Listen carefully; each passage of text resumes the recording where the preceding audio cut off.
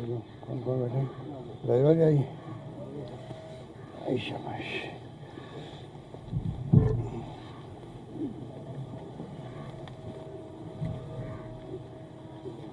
उनको कह दिया है रीड करवाओ।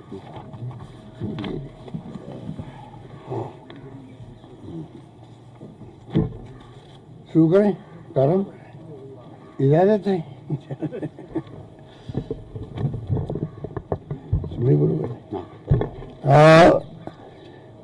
मैंने आपको पहले भी कहा, लगातार मैं बोल भी रहा हूँ कि 3 साल का जो शासन हुआ है हमारा बेमिसाल हुआ है, और उससे इतना फ्रस्ट्रेशन हो गया बीजेपी को इतना फ्रस्ट्रेशन आ गई है कि इनको हाईकमांड को भी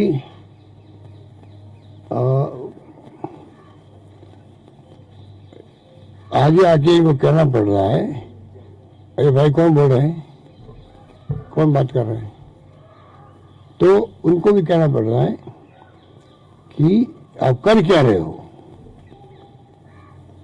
आज 3 साल बाद में मुझे इस बात की बहुत प्रसन्नता है कि आम जनता का आशीर्वाद, सहयोग, समर्थन सरकार को मिल रहा है। जो कहते हैं कि सरकार विरोधी लहर पैदा होती है 2-2.5 साल बाद में हो जाती है, 3 साल के बाद में भी सबको एहसास हो गया है आम जनता हमारे कामों से खुश है। जो हमने फैसले किए हैं, चाहे वो कोरोना का हो मैनेजमेंट, चाहे शिक्षा में, स्वास्थ्य में, पानी में, बिजली में, सड़कों में, सब में, उससे बहुत फ्रस्ट्रेशन आ गए। हर जो इश्यू नहीं होता, नॉन इश्यू को इश्यू बना रहे लोग। नॉन इश्यू को इश्यू बनाने का इन्होंने धंधा कर रखा है। धंधा करने का हो गया मतलब कि कोई इश्यू बनता ही नहीं तो धंधा कर रहा है। मतलब एक प्रकार से हर चीज को आप तो मीडिया के माध्यम से आप ट्रायल करते रहो, मीडिया ट्रायल करवाने के लिए। तो ये जो स्थिति बनी है वो मैं महसूस करता हूँ अमृत की घटना के वक्त में भी, और अभी भी महसूस करता हूँ। 25 लाख के लगभग छात्रों ने या नौजवानों ने भाग लिया। हम कितने हमने आप समझ लीजिए कि उनके प्रति ये भावना वाली थी सबकी कि भाई कैसे 25 लाख लोग जेलों में जाएंगे, कहाँ तो रुकेंगे, कहाँ खाना खाएंगे। सर्दी का वक्त है तो हमने तमाम जगह मैनेजमेंट, मैंने खुद ही मीटिंग बुलाई और हमने उनको सारे बसें फ्री की थी पहले रोडवेज की। फिर मालूम पड़ा तो कम पड़ रही तो वह प्राइवेट बसें करो, और सब सुविधा में दी उनको। कलेक्टर को कहा गया आप एनजीओ से संपर्क करें जिलों के अंदर, प्रयास करें कि रात को रहने में तकलीफ नहीं आए, आराम से कुछ खाने पीने की व्यवस्था की कोई एनजीओ करे। और मुझे खुशी है कि जो कोरोना में देखने को मिला लोगों का जो भाव, कि सब ने मुझे लड़ी किसी गरीब को भूखा नहीं सोने दिया। वही मैंने महसूस किया कि इतना कहने मात्र से 2 दिन के नोटिस के अंदर भी सबने उनको खाना भी खिलाया, उनको रुकवाया भी। जो आगरा से और जो पड़ोसी राज्य लोग आए थे वो इतने गदगद हुए बच्चे एक साथ, हमें कोई कल्पना नहीं की थी ऐसा माहौल भी हमें मिलेगा।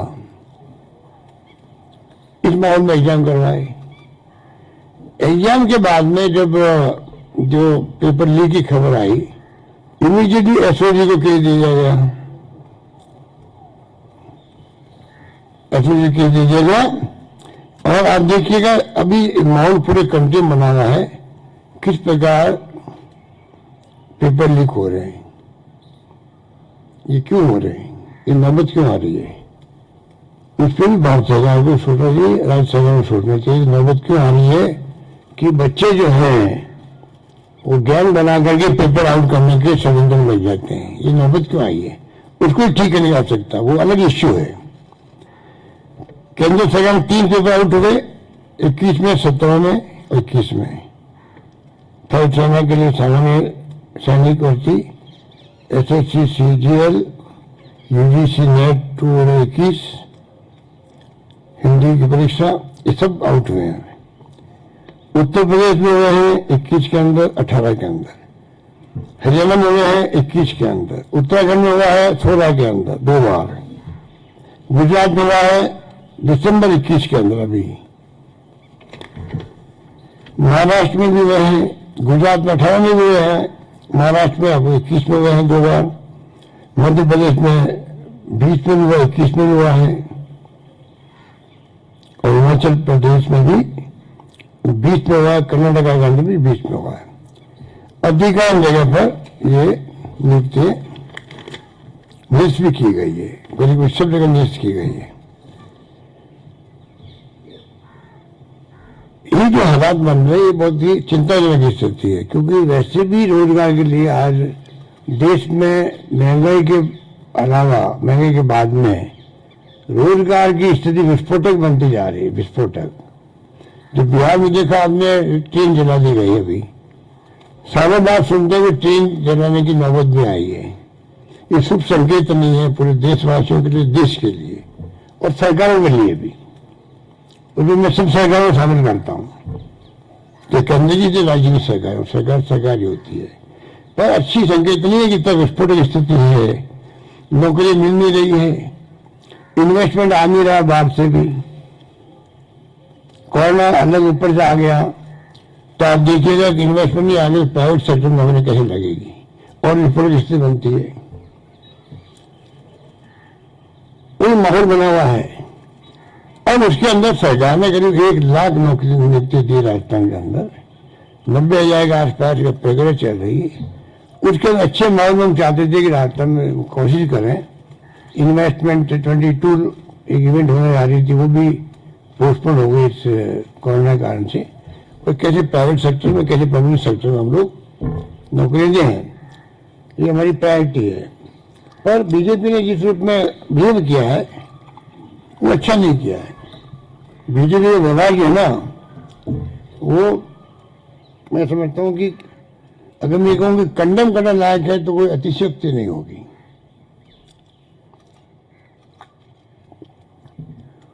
क्योंकि इश्यू को बनाओ, अल्टीमेटली उससे पब्लिक इंटरेस्ट सर्व हो, इश्यू को बनाओ, चाहे कोई बनाए, हम बोले या वो बोले, अल्टीमेटली उससे इंटरेस्ट पब्लिक का सर्व होना चाहिए। क्या मैं उनसे पूछना चाहता हूं कि रिट के अंदर जो बच्चे बैठे हैं, जिस में इश्यू बनाया जा रहा है, बनाया गया है, पब्लिक के अंदर जो कुछ भी नई नई बातें लाई जा रही है, उनको पूछो भी आप क्या, जो लोग बोल रहे हैं नेता लोग बीजेपी के, पूछो आप लोग क्या जो गैंग काम कर रही थी ये पेपर लीक करने की, उनके अगर आपके संपर्क हैं, तो आप अगर भागीदार नहीं हैं आप उसके अंदर, और सरकार बदनाम करने षड्यंत्र आपका नहीं था, तो आप एग्जाम के पहले कह देते, तो बड़ी स्टेटमेंटशिप होती है आपकी कि भाई देखो हमारे पास खबर आई है और पेपर लीक हो सकते हैं, तो सरकार भी उस ढंग से पहले और प्रिकॉशन करती। अगर हमें ईमानदारी होती तो आप उसको, अगर आपके पास कहाँ से खबर आई, वो तो कम से कम सामने आनी चाहिए, वो भी जांच का विषय होना चाहिए। मैं तो एसओजी वालों को कहना चाहूँगा, आप पता करो कि अगर ये किसी के पास, क्योंकि ये मालूम आपको, कोई क्राइम की जानकारी किसी को मिल जाए, आम आदमी को भी, और वो जानकारी नहीं दी तो वो भी भागीदार होता है, क्राइम का भागीदार होता है, ये लॉ कहता है। तो क्या मतलब ये जो बोल रहे बढ़ चढ़ करके कि शिक्षा संकुल और कहाँ कहाँ क्या क्या होगा, कैसे होगा, पूरी पिक्चर बता रहे हैं, तो भाई आप किस गैंग से मिले हुए हो? वहाँ गैंग वार चल रहा है, इसके अंदर भी गैंग वार चल रहा है, कई गैंग काम करती है इसके अंदर। आप किस गैंग से मिले हुए बताओ,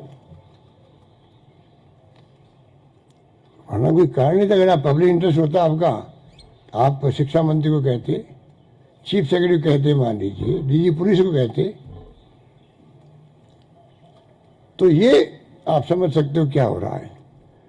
इतने बड़े संख्या में बच्चों का भविष्य है, तो हमने आज तय किया कैबिनेट की पूरी मीटिंग के अंदर कि भाई हम क्यों नहीं, जनता ही माई बाप है। देखिए जनता की जो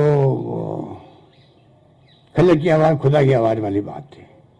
उसी ढंग से अगर मान लीजिए जनता में भावना है भाई पता नहीं लीक में कितने लोगों को फायदा पहुंचा होगा, एसओजी के आधार पे तो मैक्सिमम 300 लोग होंगे, 350 लोग होंगे, मुश्किल से होंगे, वो मुश्किल से होंगे। और एसओजी की कामयाबी को भी एप्रिशिएट नहीं कर रहा है। गुलाब सिंह कटारिया ने एप्रिशिएट किया तो दूसरे दिन, क्योंकि वो आरएसएस और बीजेपी के फासिस्ट लोग बार बार कहते हैं फासिस्ट लोग हैं, इनका विश्वास नहीं लोकतंत्र में, इसलिए सेकेंड है उसको इतना दबाया गया कि उनको अपना बयान बदलना पड़ा। नेता प्रतिपक्ष को बयान बदलना पड़े तो सच्चाई तो बोल दे उन्होंने, फिर दबाया कि नहीं अब तो आप तो कर क्या रहे हो, हमारा एजेंडा इस सरकार को बदनाम करने का। ये एजेंडा आपका दिल्ली से चल के आया है, यहाँ पर दिल्ली से चल के एजेंडा आया है इनका कि अब आपके पास में कुछ नहीं रहा है, 1.5 साल 2 साल बच्चे हैं, अब तो आप सरकार को झूठा ही बदनाम करो, कुछ भी करो, और उसमें इनकी मास्टरी है। काम कम करते हैं, मार्केटिंग ज़्यादा करते हैं। उसी ढंग से ये बदनाम करने का भी आप देखिए इनको तरीका, रात दिन सोशल मीडिया इनके कब्जे में है। जो इनकी वो टोल आरी बैठी हुई है, उनका काम धंधा यही है, तो आप समझ सकते हो। तो आज मैं तय किया कि हम इस एग्जाम को L2 L1 में तो कोई पेपर आउट हुआ नहीं है, L2 का एग्जाम जो है उसको निरस्त करेंगे। और L1 तो एग्जाम उसमें कोई पेपर आउट नहीं हुआ है, L2 का एग्जाम जो उसको निरस्त करके नए सिरे से सबको चांस मिल जाएगा, उसके अंदर कहने की गुंजाइश खत्म हो जाएगी।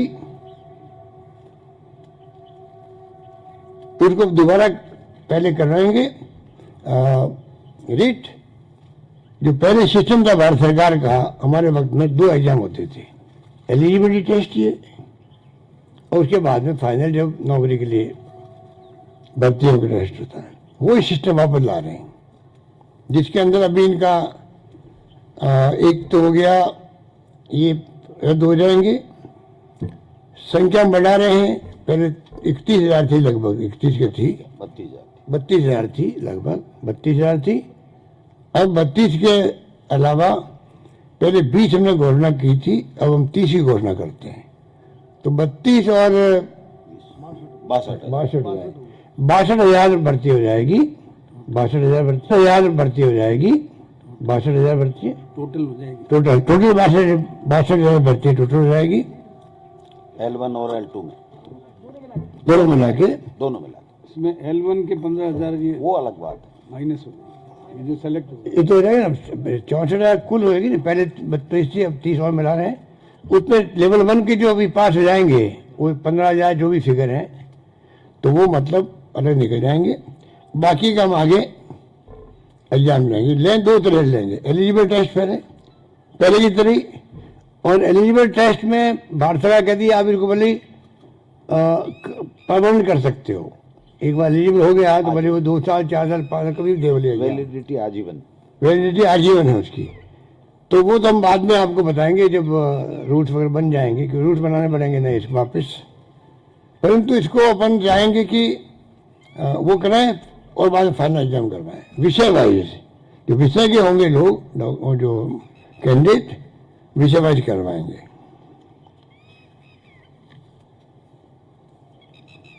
दस % है भाई, नियमों में संशोधन करके अभी मई में पहले हमने कहा था 20,000 की जो भर्ती हमने कही थी, मई के लिए कही थी, तो 1 आधा महीना खिसक सकता है, क्योंकि वो रिपोर्ट आने वाली है। मिस्टर व्यास की अध्यक्षता में, जस्टिस व्यास की अध्यक्षता में जो कमेटी बनाई हमने, वो रिपोर्ट 15 मार्च तक आएगी कि आगे कोई फर्जीवाड़ा नहीं हो, पेपर लीक नहीं हो। तो रिपोर्ट आएगी तो उसको आधार बनाकर हम चाहेंगे कि जल्दी वो रिपोर्ट मिलते ही हम घोषणा कराएंगे कि एग्जाम कब होंगे, वो पूरा प्रोग्राम को दे दिया जाएगा। कानून भी कड़ा बना, और कानून जो ला रहे हैं असेंबली के अंदर इसको रोकने के लिए, वही कड़ा कानून लेके आएंगे। जो गुंजाइश नहीं रहे राजस्थान के अंदर, देखिए पिछले 10-15 साल हम देख रहे हैं कि एक तो कई तो जुडिशरी में अटक जाते हैं कई बार मामले, कोई भी व्यक्ति चला जाता है जुडिशरी के अंदर, और कई बार आप देखिए लीक होते हैं या इस कारण से अटक जाते हैं। बीजेपी शासन की भर्ती भी हमें पूरी करनी पड़ती है, चाहे आरपीएससी की हो, आरएस की, वो भी अपन ने करी, और चाहे वो टीचर की भी हो, हाँ अपन ने की। अभी सरकार आने के बाद में। तो ये नौबत नहीं आनी चाहिए। जैसे यूपीएससी में हो रहा है, हम चाहते हैं यूपीएससी पैटर्न आरपीएससी फॉलो करे पूरी तरह से, बल्कि वो जो सबऑर्डिनेट सर्विसेज बोर्ड बना वो भी फॉलो करे, और बाकी सिस्टम ऐसा बन जाए जो कमेटी रिपोर्ट आएगी उसके आधार पर हम चाहेंगे कि ऐसा सिस्टम बने कि बिल्कुल इसमें स्मूथली बच्चों को टेंशन में नहीं हो, आराम से एग्जाम दे सके। ये बार बार आप कितने क्या बीतती होगी उनके ऊपर, क्या बीतती होगी कि पता नहीं अब क्या होगा। कई लोगों की जिंदगी में अवसर होता है, नौकरी लगने वाली है और ये क्या हो गया, पेपर आउट हो गया, पता नहीं कितने हो गया। और ये हमारे जो जिनका कोई कहना चाहिए कि कोई रेस्पॉन्सिबिलिटी नहीं लोगों की, बोलने के अंदर खुद बोल जाते हैं।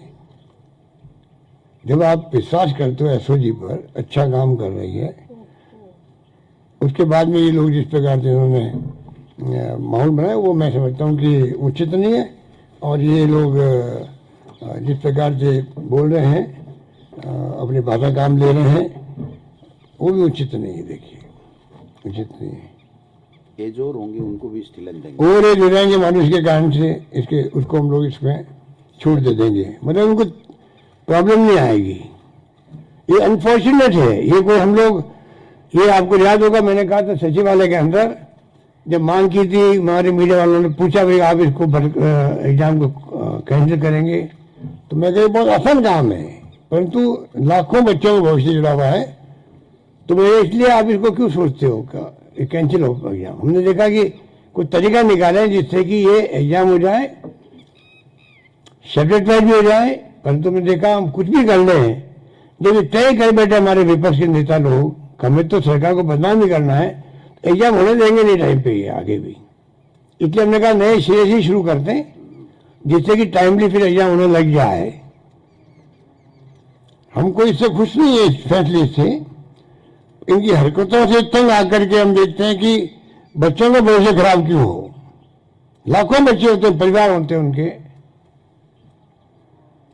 उनमें क्या बीतती है।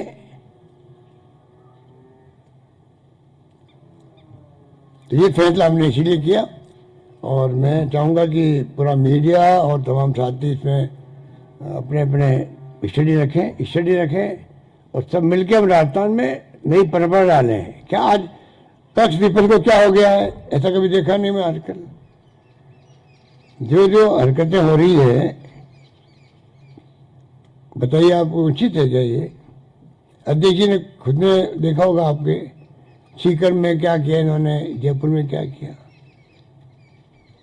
अब इनका कसूर नहीं है। जब इनके नेता दिल्ली में बोलते हैं डंके की चोट, 75 साल में जो जो कमियां रही है उनको उजागर नहीं करेंगे। बताइए आप जो बोलोगे ऐसे तो आपके प्रेरणा लेंगे नीचे वाले भी। जो प्रधानमंत्री खुद बोलते हैं डंके की चोट, हम लोग कमियां बताए, कमियां बताओ, साथ में उपलब्धियां बताओ भाई, कुछ तो बताओ। 70 साल में कुछ तो किया होगा, आपको यहां तो पहुंचा दिया लोकतंत्र कायम रख करके। कोई कम बात है क्या? 75 साल तक लोकतंत्र देते मजबूत रहा, चाहे इंदिरा गांधी ने जान दे दी, चाहे राजीव गांधी ने जान दे दी, चाहे सरदार बहन सिंह जी शहीद हो गए, पर खालिस्तान नहीं बनने दिया। कि भूल जाते हैं लोग।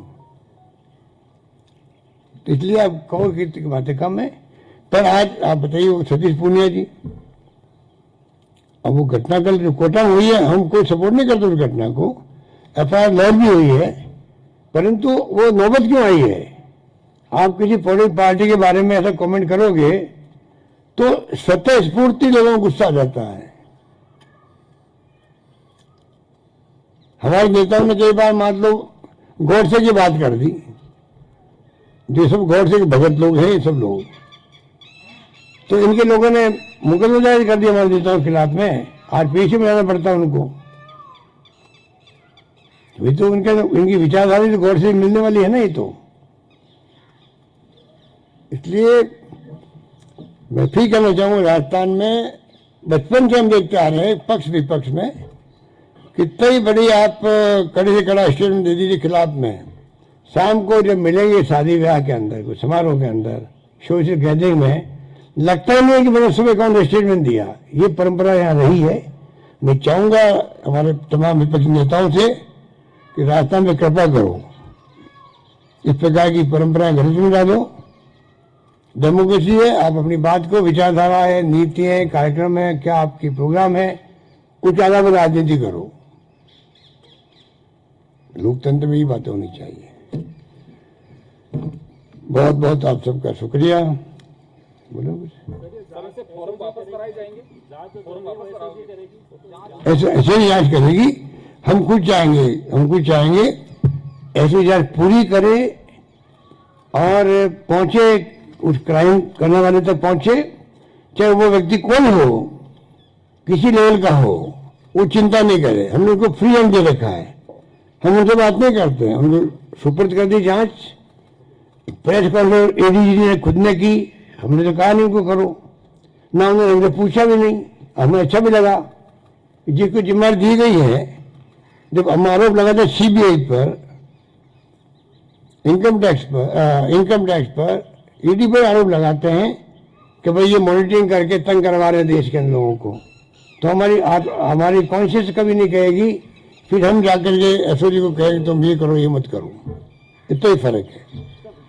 सुभाष गर्ग के बारे में लगातार जो है वो आरोप लगाए जा रहे हैं, किरोड़ी मीणा लगातार आरोप लगा रहे हैं कि ये कातिल है। ये तो इनको क्या नैतिक अधिकार है लगाने का आरोप? किसी के, इनको तो न्यूज में बने रहना है खाली पर। किरोड़ी मीणा जी को देखिए, उनको ये जयपुर वाले जो नेता वो इनको अलग थलग किए हुए हैं। किरोड़ी मीणा जी को दिल्ली को खुश करना है, हाईकमांड को, इसलिए चाहते हुए नहीं चाहते हुए भी वो जानबूझ के बोलते ही रहते हैं। उनकी फितरत है बोलने की, इसलिए बोल रहे हैं। दम कोई नहीं की बातों पे, ये मेरा मानना है। लेकिन सर उनके पास जिस तरह की हर रोज जानकारी वो प्रेस कॉन्फ्रेंस करके देते हैं, क्या उनकी भी? मैंने कहा ना आपको, वहां पर क्यों पूछवा रहा हूँ मुझसे? मैंने जवाब शुरू में ही कर दिया आपको कि भाई ये तो जांच का विषय होना चाहिए कि तुम कौन सी गैंग से मिले हुए हो।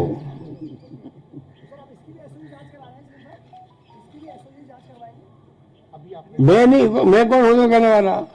एसओजी की ड्यूटी है कि जिसको जो उनको लगे कि ये जो हमने जांच पढ़ाई है आगे, इसमें जो अगर मान लीजिए उनको जरूरत पड़ेगी कि बयान देने के लिए, बयान। सर किरोड़ीलाल मीणा जी ने कहा कि एसओजी जो है गलत दिशा में जांच कर रही है, सीबीआई अगर जांच करती तो दिशा सही हो सकती है। उनकी बातों में ज्यादा उनको सीरियस लेना नहीं चाहिए आपको।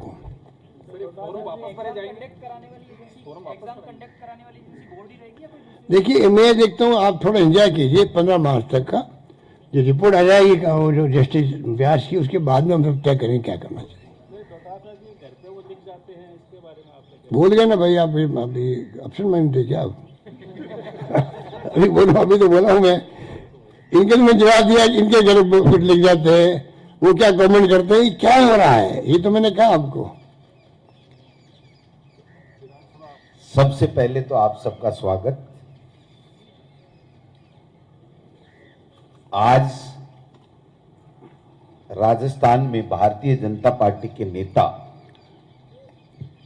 अपने आपस के वर्चस्व की लड़ाई में 20 लाख युवा बेरोजगारों के भविष्य के साथ खिलवाड़ कर रहे हैं। 20 लाख युवाओं के साथ केवल और केवल आपस में मैं बड़ा कौन और अपने आला कमान को खुश करने के लिए किरोड़ी मीणा जी और सतीश पूनिया जी दोनों राजस्थान के युवाओं के हितों के साथ में कुठाराघात कर रहे हैं। पेपर लीक, पेपर चोरी पहली घटना नहीं है, लेकिन यह पहला उदाहरण है जब सरकार ने आगे बढ़ करके जब सूचना मिली, एसओजी को जांच दी और एसओजी को यह कहा गया कि आप पूरी तह तक जाइए, इसमें कौन सी गैंगें काम कर रही हैं, किस प्रकार से कर रही हैं, उसको पूरी तरीके से समाप्त करना है। यह हमारी सरकार का ऐतिहासिक फैसला। पहली बार राजस्थान में जो कर्मचारी संलिप्त पाया जाएगा उसको बर्खास्तगी का निर्णय किया गया। वो इसलिए किए गए कि राजस्थान के युवा के आशीर्वाद से हमारी सरकार कांग्रेस की सरकार बनी है। उस युवा को जो हमने हमारे जन घोषणा पत्र में कहा था कि हम आपको रोजगार देंगे, नौकरी देंगे, उस नौकरी की दिशा में हम हमारे 3 साल में उनके 3 साल से ज्यादा नौकरियां दे चुके और आगे उनकी 5 साल में जितनी नौकरियां दी उससे हम कहीं ज्यादा नौकरियां देने वाले हैं। 3 साल में गुड गवर्नेंस के कारण से ये लोग किसी भी बात का मुद्दा नहीं बना पाए और सरकार गिराने का षड्यंत्र किया, वो औंधे मुंह गिरे। उससे बौखलाए हुए दिल्ली में बैठे हुए भाजपा के नेता अमित शाह जी, मोदी जी और उसके साथी, और यहां पर 2 ग्रुप बल्कि 3 ग्रुप हैं। वसुंधरा राजे जी का ग्रुप, सतीश पूनिया प्रदेश अध्यक्ष है उनका ग्रुप, और किराड़ी मीना जी एकला चलो रे अपना ग्रुप। ये तीनों ग्रुपों ने अपनी वर्चस्व की लड़ाई में 20 लाख राजस्थान के युवाओं को सपनों को चकनाचूर करने का काम किया। उनको इंतजार करना चाहिए था एसओजी का, और मैंने पहले भी कहा था पीसीसी प्रेसिडेंट के नाते और तत्कालीन शिक्षा मंत्री के नाते कि आप कोई भी क्लू बताइए, कोई भी सूचना दीजिए, सरकार पूरी तरीके से जांच करेगी। जब भजनलाल नहीं मिल रहा था तो 1-1.5 महीने तक ये जांच धीमी पड़ गई। मैंने माननीय मुख्यमंत्री जी को आकर के कहा, इसी लोन में हम बैठे थे, कि मुख्यमंत्री जी युवाओं के कारण से हम लोग आए हैं। युवा ये महसूस करता है कि इस जांच को पूरी तह तक ले जाना चाहिए। इन्होंने तुरंत टेलीफोन उठाया और अशोक राठौड़ जी को कहा कि ये जांच आगे क्यों नहीं बढ़ रही है। उन्होंने कहा भजनलाल बिश्नोई हमें मिल नहीं रहा है, हम लगा रखे हैं आदमी, जो ही मिल जाएगा हम इसकी तह तक चले जाएंगे। इनको इंतजार करना चाहिए था। और अगर एसओजी ये कहती कि बड़े लेवल के ऊपर हुआ है तो स्वतः ही सरकार निरस्त कर देती। अगर एसओजी 100 जगह, 200 जगह, 300 जगह की कोई बात करती तो उसके बाद में उस तरीके से सरकार फैसला करती। लेकिन इनको 3 साल में एंटी कमेंसी पैदा नहीं कर पाए। 25 में से 25 सांसद 1 रुपया दिल्ली कोड़ी ला नहीं पाए राजस्थान के विकास के लिए। इसलिए टारगेट करके सरकार बदनाम कैसे हो, मुख्यमंत्री बदनाम कैसे हो, गोविंद डोटासरा बदनाम कैसे हो और दूसरे लोग बदनाम कैसे हो, यह षड्यंत्र किया गया। हमारे खिलाफ तो षड्यंत्र करो, बदनाम करो, अगर हम सच्चे हैं तो सच्चे रहेंगे। इनके बदनाम करने से हम में से कोई भी बदनाम होने वाला नहीं है। लेकिन इन्होंने आज पाप किया उन 20 लाख लोगों के भविष्य के साथ में, क्योंकि ये भर्ती भी मुख्यमंत्री जी ने इसलिए बढ़ाई है कि युवा जिसके कारण से हम सरकार से आए उनके भविष्य के साथ खिलवाड़ नहीं होना चाहिए। और देश में आज बर्निंग इश्यू है। मोदी जी ने युवाओं को रोजगार देने का जो वादा किया था वो तो विफल हो गए, लेकिन हमने जो वादा किया है उसमें हम खरे उतरे, जिससे युवाओं का सरकार के प्रति विश्वास जमा रहे। इसलिए आज ये जो फैसला किया गया है, 62,000 की भर्ती होगी आगे चल करके। नियमों में संशोधन भी इसलिए सोच समझ करके पार्टी की तरफ से भी हमने सुझाव दिया कि कांग्रेस का कार्यकर्ता और नेता माननीय मुख्यमंत्री जी ये चाहते हैं कि इसमें और पारदर्शिता लाई जाए और कड़ा कानून बनाया जाए। इन्होंने कहा राजस्थान की विधानसभा में कानून बनाएंगे, विपक्ष के भी सुझाव लेंगे। एक रिटायर्ड जस्टिस की अध्यक्षता में इन्होंने कमेटी भी बनाई है, उसके भी सुझाव लेंगे।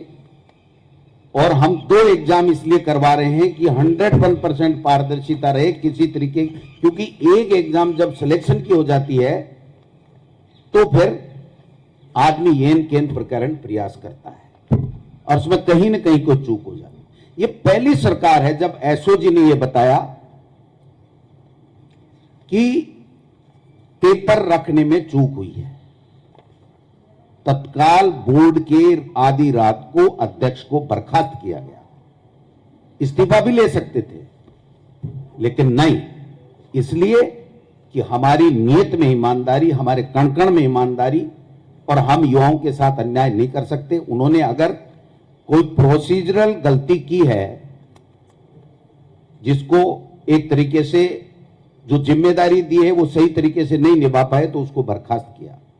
बोर्ड के सचिव को निलंबित किया। बातें बड़ी बड़ी करते हैं ये लोग बात। किस प्रकार से मुख्यमंत्री जी ने कहा कहां से क्या तार जुड़े में कैसे सूचनाएं आ रही हैं, ये सब दूध का दूध पानी पानी होने वाला है, पानी का पानी हो जाएगा, चिंता करने की बात नहीं है। मेरे ऊपर व्यक्तिगत रूप से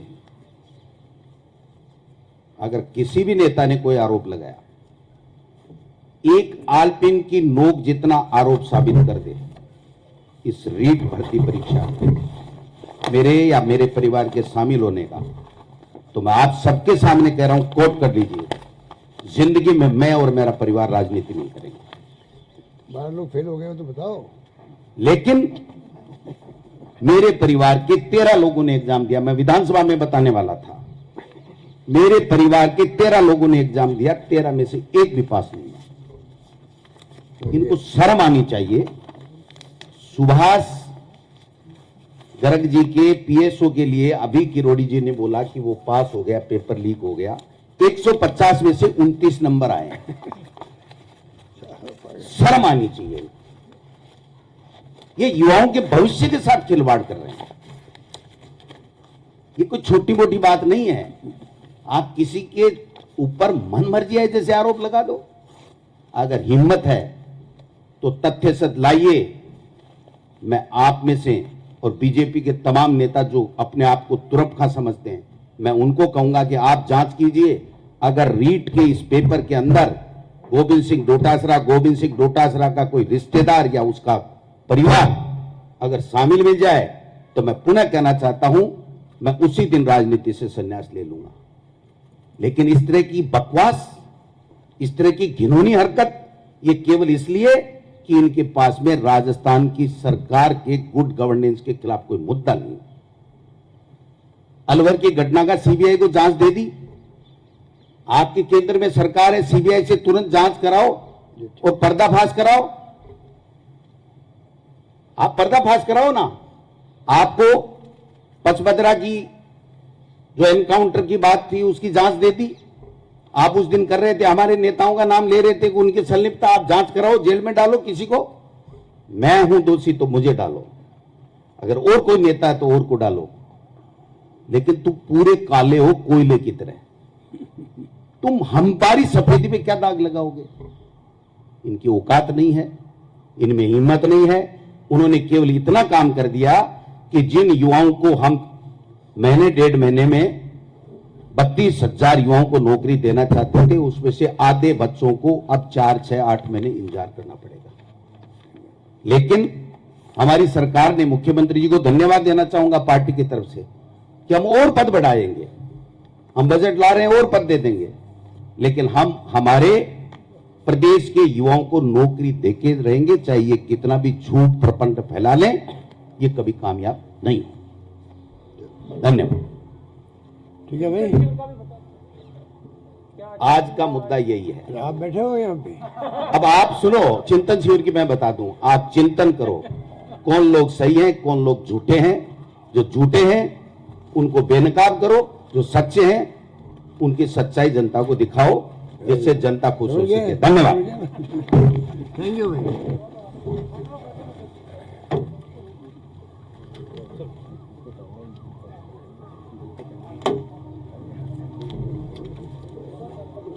नमस्ते। हेलो, आप सभी से आग्रह है कि अल्पाहार करके आप यहाँ से निकलें। ये इन वाली घोषणा भी कर देना सर।